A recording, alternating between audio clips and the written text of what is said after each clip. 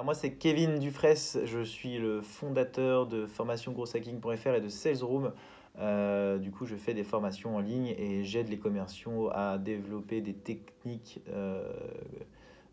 non conventionnelles pour aller chasser de nouveaux clients et de nouveaux prospects. Alors c'est quoi le gros hacking? Le gros hacking c'est des compétences et un état d'esprit qui permettent de faire des actions non conventionnelles pour aller chasser de nouveaux clients ou développer une entreprise.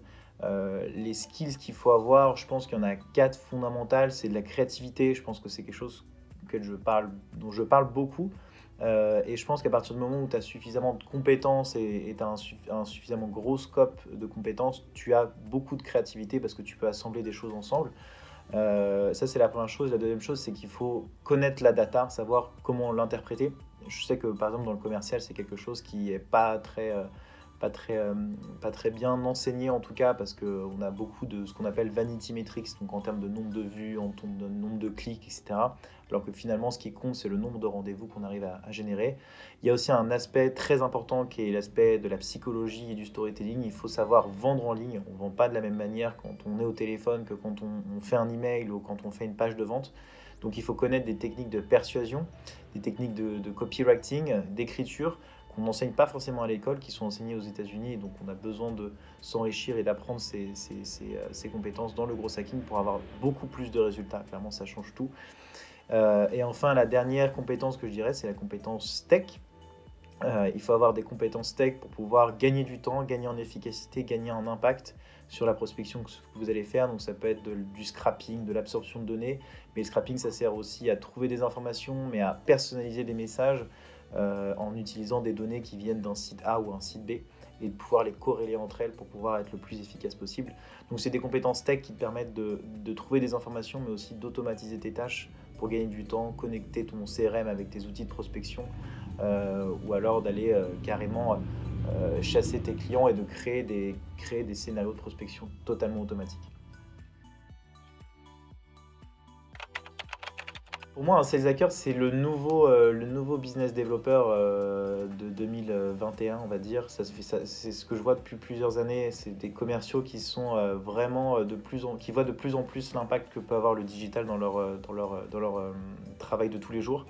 Le travail d'un commercial, c'est quand même quelque chose d'assez chronophage, quelque chose d'assez précis, bien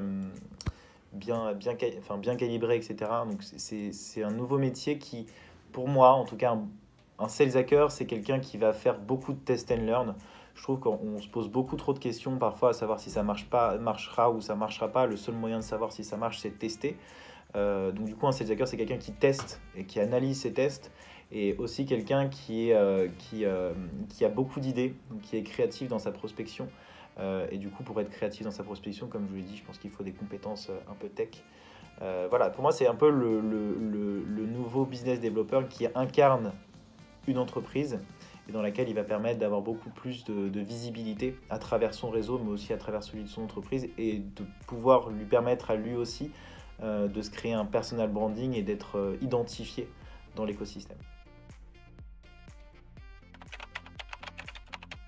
En fait, la première chose que j'avais faite, que j'avais expérimenté, c'est ce que je suis en train d'expérimenter. Enfin, non, je ne vais pas dire ça. Je dis un truc que je suis en train de continuer à expérimenter, mais qui est en train de vraiment fonctionner. C'est la messagerie, les messages vocaux sur la messagerie LinkedIn. En fait, vous téléchargez l'application LinkedIn et vous avez la possibilité de laisser un message vocal comme sur WhatsApp. Et du coup, ça va vous permettre de pouvoir avoir une approche très personnalisée avec votre prospect. Et du coup, en fait, ce que j'ai fait, c'est que j'ai récupéré tous les Juliens qui étaient commerciaux ou gros hackers ou marketeurs. Et d'ailleurs, je disais salut Julien, et du coup, bah, ça fait déjà un gros marché, les Juliens qui sont commerciaux. Donc, il n'y a pas besoin forcément de chercher des solutions qui vont remplacer le Julien par un autre mot et essayer d'automatiser à fond le truc. Le marché des Juliens qui sont grosses ou SDR est quand même assez important. Donc, commencez par ça. C'est un hack qui a bien fonctionné récemment et on est en train d'automatiser justement ce process-là avec du coup la Sales Room qu'on est en train de lancer dans quelques semaines, qui va être en bêta dans quelques semaines, qui va vous permettre du coup d'enregistrer totalement vos messages vocaux du coup dans la messagerie LinkedIn et ça fonctionne très très bien. J'ai aussi un deuxième hack que j'aimerais vraiment, qui m'a vraiment changé la vie, c'est la manière que tu as de vendre en ligne. Je pense que tu n'as pas la manière naturelle de le faire. Mais en gros, la première étape, c'est de recontextualiser le problème de ton client, c'est-à-dire de lui faire prendre conscience que son problème, c'est pas celui auquel il croit. La plupart du temps, tu as des faux a priori sur les choses. Donc, par exemple, le gros hacking, c'est que c'est trop compliqué, ou que ça va pas m'apporter grand-chose, ou que je connais déjà, etc. Donc, en fait, tu essaies de lui expliquer que ton problème, fondamentalement, c'est pas que tu connais pas les outils, c'est pas que tu ne sais pas les utiliser. Ton problème, c'est que tu les utilises mal, en fait, et que la bonne manière de les utiliser, et donc là, c'est la deuxième partie, c'est ce qu'on appelle la mécanisation. Et la mécanisation, c'est le principe de créer quelque chose de très simple à comprendre en système, c'est-à-dire que de créer une solution qui lui permette en fait, moi dans mon cas, je dirais, c'est une solution en 6 étapes qui te permet sans effort de pouvoir devenir un expert de l'utilisation de ces outils, un expert en performance, du coup découper tes objectifs de croissance. Voilà, je trouve que c'est un truc moi, qui m'aide beaucoup à vendre, en tout cas en ligne dans mes emails, et les gens aiment bien les choses simples.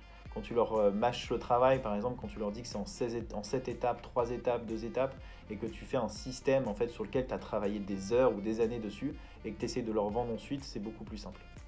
Voilà.